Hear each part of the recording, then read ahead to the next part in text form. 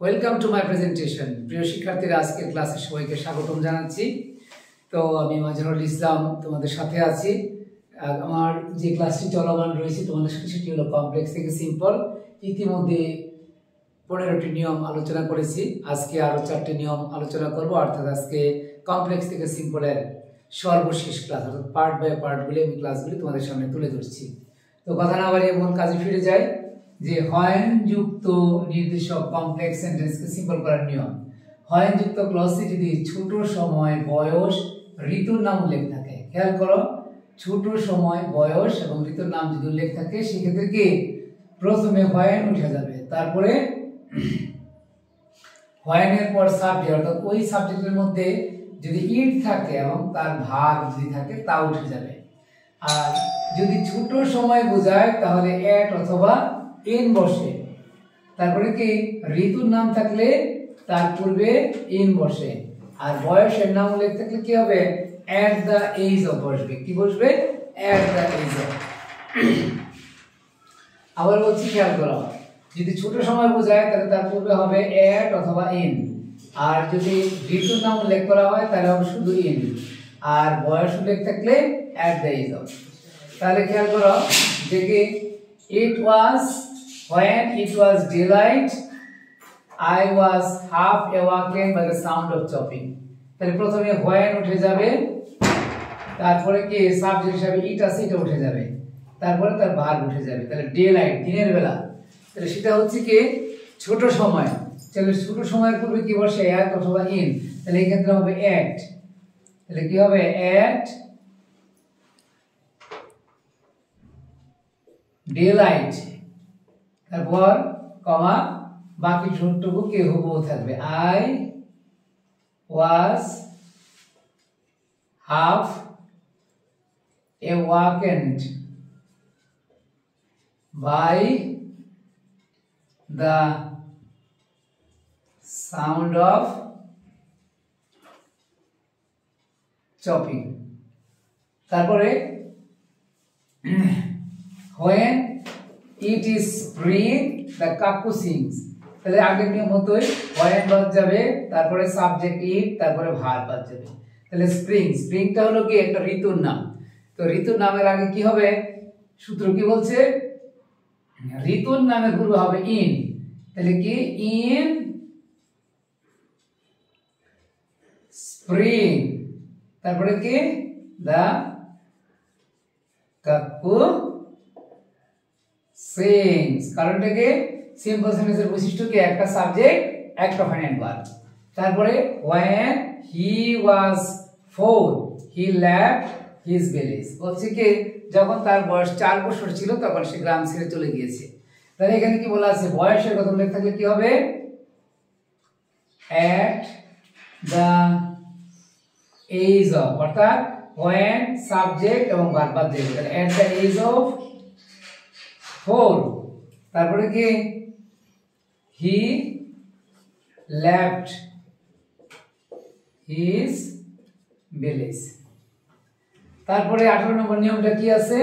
What যুক্ত complex সেন্টেন্সকে simple করার সময় প্রথমে সাবজেক্ট এবং ভার্ব বসবে, তারপরে কি হোয়াট উঠে যাবে, আর তারপরে কি ওই হোয়াট যুক্ত অংশের যে পজিটিভ কেসটা আছে, পজিটিভ কেস ও নাউন বসে। কিন্তু উঠে যাবে কি? উঠে যাবে হলো যে এখানে যে হোয়াট এবং কি এবং এই পজিটিভ কেসের পরে যে একটা ভার্ব থাকবে সেটা উঠে যাবে। যেমন প্রথমে বলছি কি সাবজেক্ট এবং ভার্ব বসে, তাহলে আই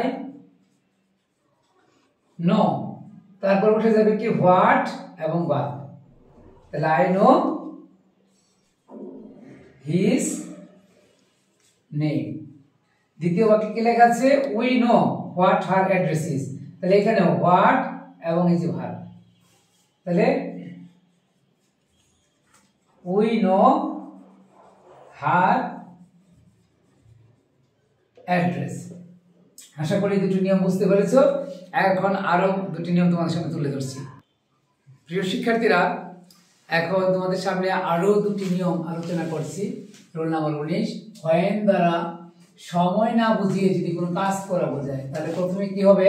when এর পরিবর্তে হবে at the time of, তারপর when এর পরবর্তী আইনযুক্ত ক্রিয়াটি বলবে, তারপর বাকি অংশ যেমন when it was raining he woke up। তাহলে কি প্রথমে when বাদ যাবে, তারপর সাবজেক্ট এবং তার বাদ। তাহলে কি হবে at the time of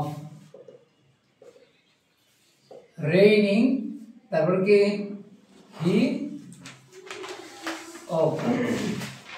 মনে রাখতে হবে যে সিম্পল সেন্টেন্সে কি একটা সাবজেক্ট এবং একটা ফাইনাল ভার্ব।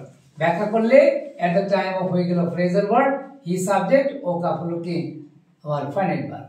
তারপর কি বলা আছে when যুক্ত অংশে পার্সোনাল সাবজেক্টের উল্লেখ থাকলে তাহলে কি উক্ত সাবজেক্টের পজিটিভ রূপ বলবে যদি পার্সোনাল সাবজেক্ট থাকে। আর এখানে কিন্তু কি এই ইট ছিল কি ইমপার্সোনাল, যার কারণে এখানে এটাকে উঠিয়ে দেওয়া হয়েছে। এখন আবার খেয়াল করি তাহলে এখানে কি হবে যে এই ক্ষেত্রে নিয়মটা হলো কি প্রথমে কি হবে when উঠে যাবে, কি হবে এক্ষেত্রে প্রথমে কি when উঠে যাবে। যেমন when, তাহলে এক্ষেত্রে কি বসাবো আমি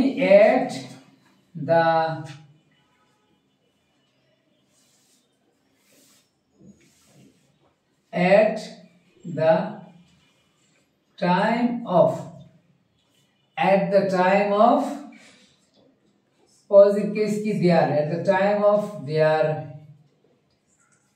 at the time of their playing, তারপরে it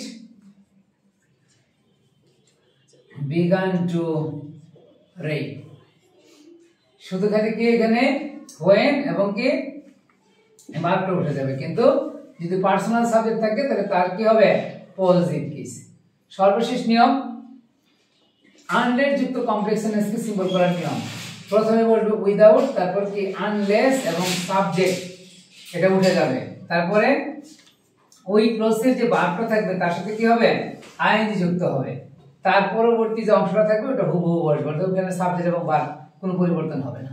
তাহলে নিয়ম অনুসারে প্রথমে কি আনলেস ক্লোজ করে দিলাম, তারপরে কি তার সাবজেক্ট, তাহলে কি বসাবো প্রথমে উইদাউট, তারপরে আনলেস এবং সাবজেক্ট ক্লোজ। এখানে ভার্ব কি উইপ, এর সাথে আইএনজি উইপিং, তারপরে হি উইল ডাই। তো প্রিয় শিক্ষার্থীরা তোমাদের সামনে কয়েকটি 4টি ক্লাসের মাধ্যমে ভেঙে ভেঙে কিন্তু কি কমপ্লেক্স থেকে সিম্পলের নিয়মগুলি উল্লেখ করলাম, এবং ক্লাসগুলি আমার ফেসবুক পেজ, আমার ইউটিউব চ্যানেল সব জায়গায় পাবে, এবং ভিডিও ক্লিপসটা দেখে সেগুলো খাতায় লিখে প্র্যাকটিস করবে, এবং কি বেশি বেশি প্র্যাকটিস করবে। যত বেশি এক্সারসাইজ করবে তত বেশি কিন্তু কি তোমার কাজে আসবে। তো পরবর্তী নতুন ভিডিও নিয়ে তোমাদের সামনে হাজির হব। আজকে এই পর্যন্তই। আল্লাহ হাফেজ।